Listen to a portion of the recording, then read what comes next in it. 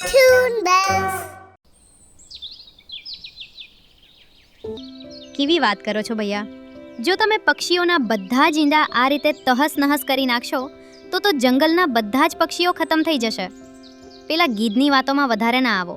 મને તો એ પહેલેથી જ ઠીક નથી લાગતો. લુચ્ચો ક્યાંનો?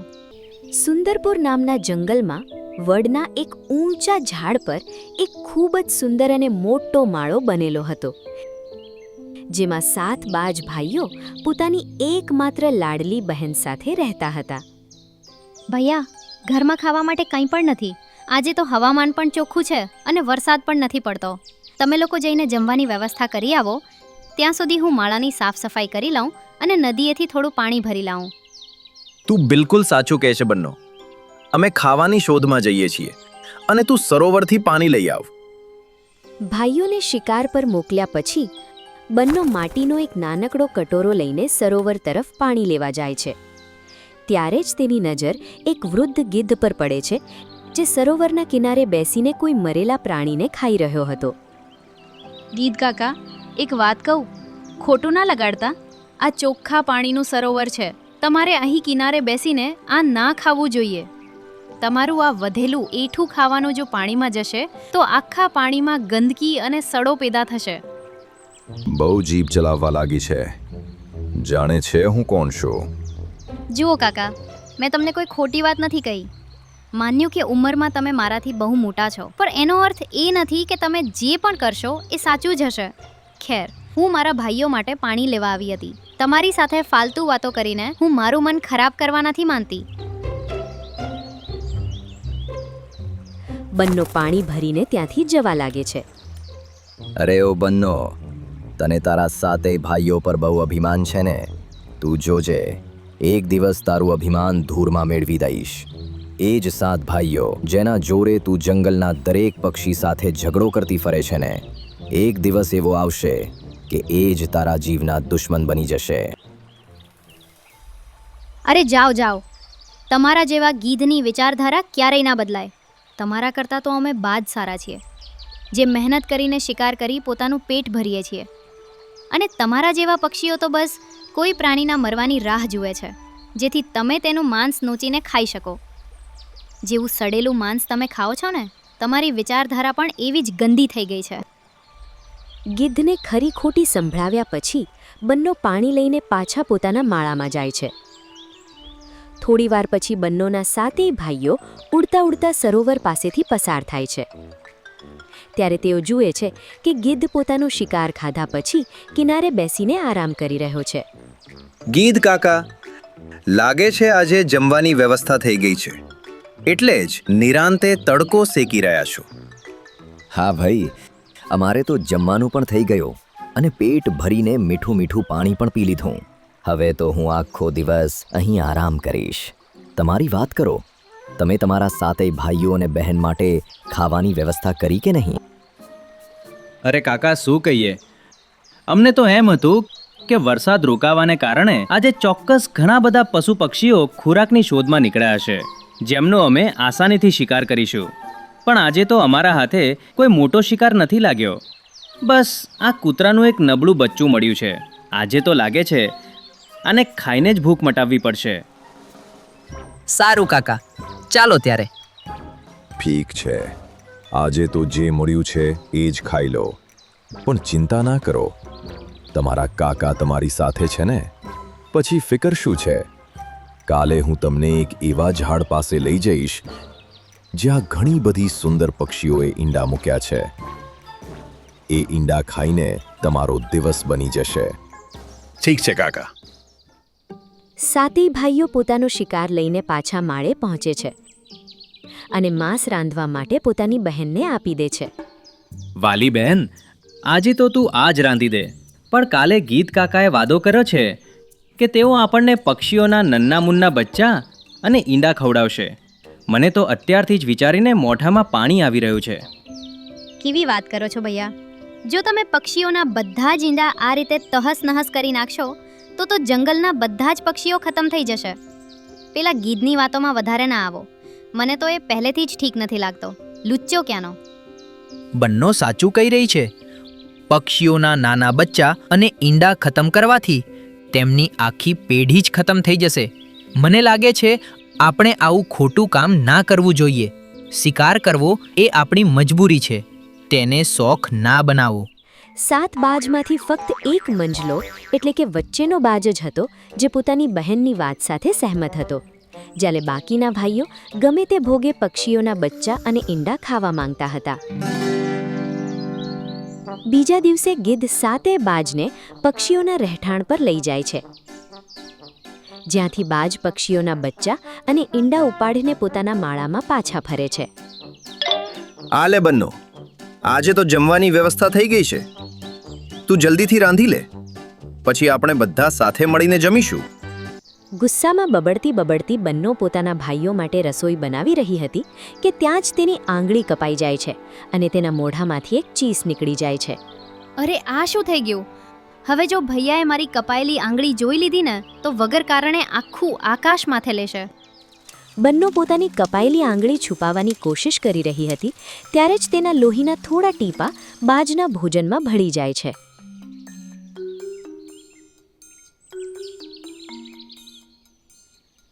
સાચું સાચું કહે બંનો, આજે ખાવામાં એવું તે શું ભેળવ્યું છે કે આટલું સ્વાદિષ્ટ બની ગયું? અરે ભૈયા, ઘરમાં પેલા 4 મસાલા છે, એનાથી જ રસોઈ બને છે. તમે પણ કમાલની વાત કરો છો. નાનો બિલકુલ સાચું કહે છે. આજના જમવાનો સ્વાદ કંઈક અલગ જ છે. નક્કી આમાં કંઈક તો એવું ભળ્યું છે જેને આનો સ્વાદ અનેક ગણો વધારી દીધો છે. જો બંનો, મગજ પર જોર આપ અને વિચારીને કહે કે આજે ખાવામાં શું અલગ છે. થોડીવાર બંનો વિચારમાં પડી જાય છે ત્યારે જ તેને પેલી આંગળીવાળી વાત યાદ આવે છે અને તે પોતાની આંગળી છુપાવવા લાગે છે. અરે બંનો, આ તારી આંગળીમાં શું થયું છે? જરા બતાવ તો. એ તો ભૈયા, આજે જ્યારે હું રસોઈ બનાવતી હતી ને ત્યારે ઉતાવળમાં ચપ્પુથી મારી આંગળી કપાઈ ગઈ હતી. મને ગભરામણમાં કંઈ સમજાયું નહીં અને ભૂલથી મારી આંગળીમાંથી લોહીના થોડા ટીપા ચૂલા પર રાખેલા ભોજનમાં પડી ગયા. એનો અર્થ એ કે આજના ભોજનના સ્વાદિષ્ટ હોવાનું કારણ તારી ઈજા છે. બંનેને કંઈ સમજાતું નહોતું કે આખરે આવું કેમ અને કેવી રીતે થયું. ત્યારે જ દરવાજે ટકોરા પડે છે. બંને જઈને જુએ છે કે ગિદ્ધ કાકા તેના માળામાં આવ્યા છે. તમે અહીં કેમ આવ્યા છો? અરે બંનો, કાકા સાથે આવી રીતે કેમ વાત કરે છે? આજે જે આટલું સ્વાદિષ્ટ ભોજન આપણે જમ્યા ને એ કાકાને લીધે જ હતું, એટલે જ મેં તેમને જમવા બોલાવ્યા છે. કાકાને પણ જમવાનું પીરસ, તેમને પણ ખબર પડે કે અમારી બહેન કેટલું સ્વાદિષ્ટ જમવાનું બનાવે છે. ભાઈની વાત સાંભળીને બંને ચૂપચાપ ગિદ્ધ માટે પણ જમવાનું પીરસી દે છે. માનવું પડશે, જમવાનું તો ખરેખર બહુ સ્વાદિષ્ટ બન્યું છે. આજ પહેલા મેં આટલું સ્વાદિષ્ટ ભોજન ક્યારેય નથી ખાધું. અરે કાકા, સ્વાદનું બધું જ રહસ્ય અમારી બહેન પાસે છે. તેને ઈજા થઈ હતી, જેના કારણે આ ભોજન આટલું સ્વાદિષ્ટ થઈ ગયું છે. તો બંનો બેટા, હવે પછી જ્યારે પણ તને ઈજા થાય ને તો એ ભોજન મને જરૂર જમાડજે. આ સ્વાદ હું આખી જિંદગી નહીં ભૂલી શકું. કાકાની વાત સાંભળીને બંને ગુસ્સામાં તેમને ઘૂરવા લાગે છે. બંને જાણતી હતી કે ગીધ એક ખૂબ જ લુચ્ચું પક્ષી છે જે તેના ભાઈઓના મગજમાં ખોટી વાતો ભરી રહ્યું છે. બીજા દિવસે ફરીથી 7 બાજ ભાઈઓ શિકાર માટે નીકળે છે, પણ ઘણું શોધવા છતાં તેમને કોઈ શિકાર મળતો નથી. પક્ષીઓના માળા પર હુમલો કરીને તેમના બચ્ચા અને ઈંડા તો તેઓ પહેલા જ ખાઈ ચૂક્યા હતા. તેથી આખો દિવસ રખડ્યા પછી આખરે સાંજે તેમને ખાલી હાથે પાછા ફરવું પડે છે. કંઈ વાંધો નહીં ભૈયા, તમે નિરાશ ના થાઓ. આજે શિકાર ના મળ્યો તો શું થયું, કાલે આપણે બધા ધરાઈને જમીશું.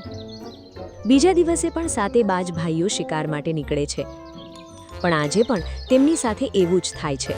એક પણ શિકાર હાથ નથી લાગતો. આ રીતે 3 દિવસ વીતી જાય છે અને 7 બાજ ભૂખથી વ્યાકુળ થવા લાગે છે. શું વાત છે, આજકાલ કાકાને જમવા નથી બોલાવતા? અરે કાકા, તમને મિજબાનીની પડી છે. અહીં અમારે ભૂખે મરવાનો વારો આવ્યો છે. 3 દિવસથી ભોજનનો એક ટુકડો પણ નથી ખાધો. બાજની વાત સાંભળીને ગીધ લુચ્ચાઈથી હસવા લાગે છે. દુનિયામાં ભૂખથી મોટો કોઈ સંબંધ નથી હોતો. જ્યારે પેટમાં ભૂખ લાગે છે ને, ત્યારે તેને સંતોષવી જ પડે છે. તારી બહેનના હાથનું એ સ્વાદિષ્ટ ભોજન ભૂલી તો નથી ગયા ને? અરે કાકા, એ સ્વાદને તો હું મરતા દમ સુધી પણ નહીં ભૂલી શકું. એ જ તો હું તમને સમજાવવા માંગુ છું. તમારી બહેનના લોહીના એક ટીપાથી જો ભોજન આટલું સ્વાદિષ્ટ બની શકે, તો જો તમે બંનેને જ રાંધીને ખાશો તો એ ભોજન કેટલું સ્વાદિષ્ટ હશે, જરા કલ્પના તો કરી જુઓ. પહેલેથી જ ભૂખથી બેહાલ થયેલા બાજભાઈઓને અત્યારે ભોજનની સખત જરૂર હતી. તેથી તે બાજ ગીધની વાતોમાં આવી જાય છે અને પોતાની જ બહેનને ખાવાનો વિચાર કર્યા પછી પાછા માળામાં પહોંચે છે. ભૈયા, ગમે તે હોય, બંનો આપણી સગી બહેન છે. આપણે તેને પોતાના હાથે તો ના મારી શકીએ ને. હું એક સમડીને જાણું છું, જે બંનોને મારીને આપણને આપી દેશે. પછી આપણે તેને ખાઈ લઈશું. શું કહેવું છે તમારું? સાતે ભાઈઓ નાના બાજની વાત સાથે સહેમત થાય છે. સાતે મળીને પોતાની બહેનને રૂમમાં બંધ કરી દે છે અને નાનો બાજ સમડીને લેવા જાય છે. થોડી વાર પછી સમડી બંનોના રૂમમાં જાય છે અને સાતે ભાઈઓને એક જોરદાર ચીસ સંભળાય છે.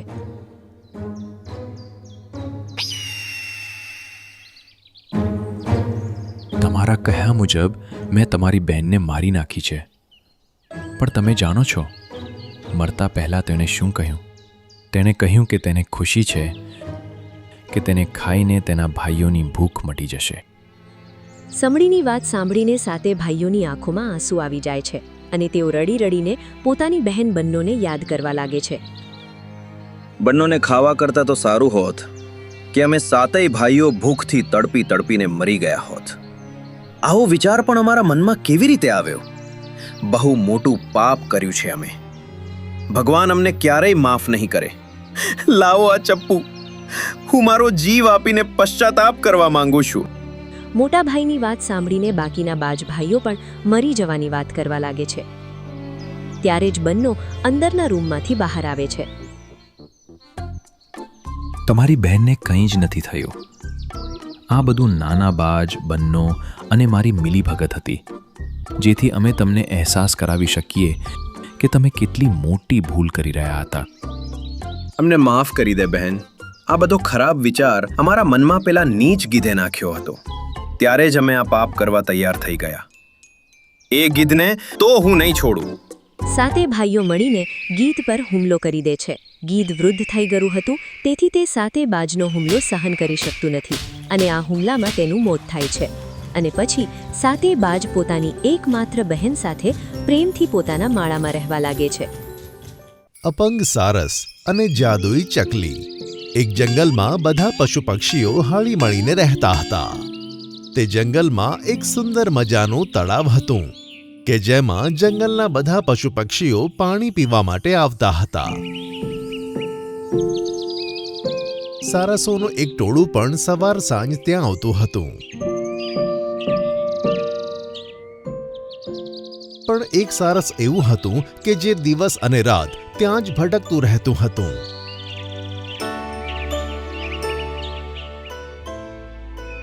હે ભગવાન, જો તે મને સારસ બનાવ્યો જ હતો તો બીજા સારસોની જેમ મને સુંદર પાંખો કેમ ના આપી? હું મારા સાથીઓની સાથે ઉડી નથી શકતો કે તેઓ મને સાથે લઈ જવા પણ નથી માંગતા. એનાથી સારું તો મને સસલું બનાવી દે, કમ સે કમ ઝડપથી ભાગી તો શકત. ત્યાં જ એક લીલો પોપટ ત્યાં આવે છે. મિન્કુ સારસ, મને તમારી મદદની જરૂરત છે. આવી હાલતમાં ખાલી તમે જ મારી મદદ કરી શકો છો. આખરે વાત શું છે? તું ક્યાંથી આવી છે? હું બાજુના જંગલથી આવી છું.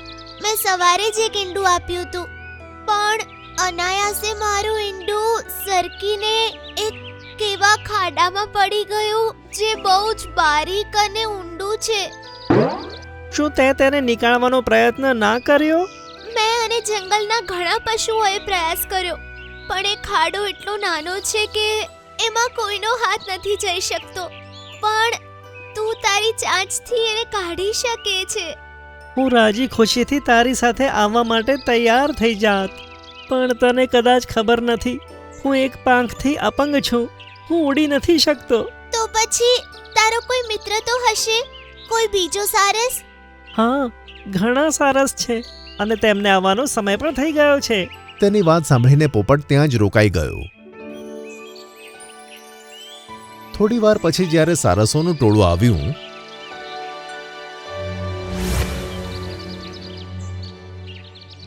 તો પેલા પોપટે બધાને મદદ માટે કહ્યું, તારું જંગલ તો ઘણું દૂર છે, અમારામાંથી કોઈ ત્યાં જવા નહીં માંગે.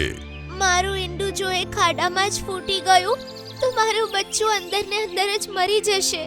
પ્લીઝ તમારામાંથી કોઈ એક મારી સાથે ચાલો.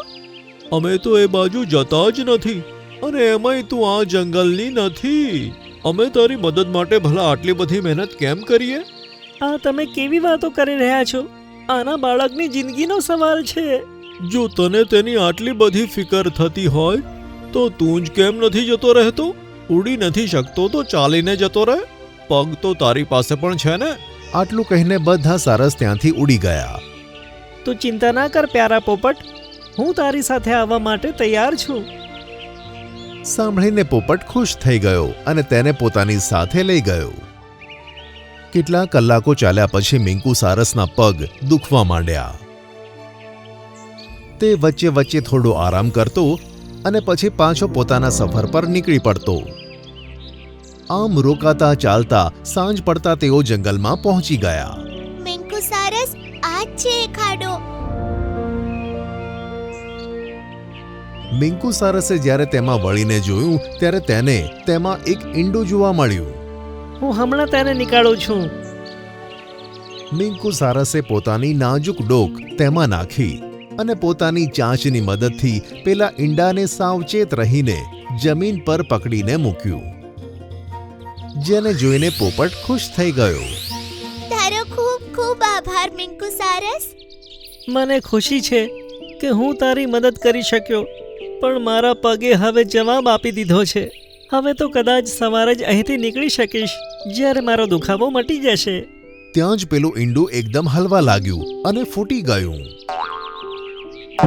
બીજા જ ક્ષણે તેમાંથી એક નીલા રંગનું બચ્ચું બહાર નીકળ્યું. જોત જોતામાં તે બચ્ચું પોતાની મમ્મીના આકાર જેવું થઈ ગયું અને ઉડવા લાગ્યું. આ જોઈને મિંકુ સારસ ચોંકી ગયું. હે, આ શું જાદુ થયું? તું તો હમણાં જ જન્મ્યું છે, એકદમથી મોટું થઈ ગયું અને ઉડવા પણ લાગ્યું. આ બધું કેવી રીતે થયું? હવે તમને અહીંથી ચાલીને જવાની જરૂર નહીં પડે. આ જંગલમાંથી તમે પોતાની પાંખો વડે ઉડીને જશો. હે, હું ઉડીને કેવી રીતે જઈ શકું છું? મારે તો એક જ પાંખ છે. અત્યાર સુધી મેં જે પણ કર્યું એ આના જ કહેવા પર કર્યું તું. આ ઈંડું પણ મારું નથી. મને ચોખ્ખે ચોખ્ખું કહો, તમે લોકો કોણ છો અને મારી પાસે શા માટે આવ્યા હતા? અમે બંને જણા જાદુઈ પહાડ પર રહીએ છીએ. આજે સવારે જ્યારે હું ધ્યાનમાં હતો ત્યારે મને તમારો અવાજ સંભળાયો કે કેવી રીતે તમે ભગવાન પાસે પોતાની બીજી પાંખ નીકાળવાની પ્રાર્થના કરતા હતા. અને મેં પોપટને કહ્યું કે કોઈ દુઃખી દિલથી ભગવાનને પ્રાર્થના કરી રહ્યું છે. તમે તેની પાસે જઈને તેની પરીક્ષા લો. જો તે દિલનો સારો નીકળ્યો તો અમે તેની ઈચ્છા જરૂર પૂરી કરીશું. પછી મારા કહેવા પર પોપટ તમારી પાસે આવ્યો અને તમારી પરીક્ષા લીધી. મને આનંદ છે કે તમે તમારી પરીક્ષામાં પાસ થયા. આ સાંભળતા જ મિંકુ સારસ ખુશ થયો. હવે આ લો તમારું ઇનામ, કહીને તેણે પોતાની પાંખો જોર જોરથી ફફડાવી અને મિંકુ સારસની ઉપરથી 2-3 આંટા માર્યા. કંઈક જાદુ જેવું થયું અને મિંકુ સારસની બીજી પાંખ ફૂટી નીકળી. પોતાની પાંખોનો ઉપયોગ કરો મિંકુ સારસ. મિંકુ સારસે પોતાની પાંખો ફફડાવી અને ઉડી ગયો. તેણે ગોળ ગોળ ફરીને 1-2 આંટા માર્યા અને ખુશ થઈને ઉડી ગયો. અરે વાહ, યે! હવે હું પણ ઉડી શકું છું. પછી પાછો તેમની પાસે આવ્યો. તમારો ખૂબ ખૂબ આભાર.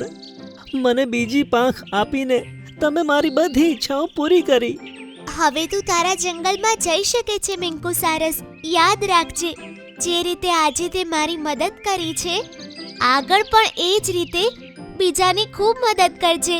મારી મદદ કરવાની ટેવને કારણે જ મને મારી પાંખો મળી ગઈ. હું પ્રોમિસ કરું છું આગળ પણ બધાની મદદ કરવા માટે હું તૈયાર રહીશ. આમ કહીને સારસ બંને જણાને ગુડ બાય કહીને તે આકાશમાં ઉડવા લાગ્યો. જ્યારે તે તળાવે પહોંચ્યો ત્યારે બધા તેને ઉડતો જોઈને હેરાન થઈ ગયા અને ખુશ પણ થયા. અરે મિંકુ સારસ, તને બીજી પાંખો ક્યાંથી આવી ગઈ? આ સાંભળીને મિંકુ સારસે ખુશ થઈને તેમને બધી વાતો કહી. અમને ખૂબ જ ખુશી થઈ કે તને હવે અમારાથી અલગ નહીં રહેવું પડે. તો વાર શેની છે? ચાલો આજથી હું પણ તમારી સાથે છું. સાંભળીને સારસોનું ટોળું આકાશમાં ઉડવા લાગ્યું અને મિંકુ સારસ પણ તે બધાની સાથે આકાશમાં ઉડવા લાગ્યો.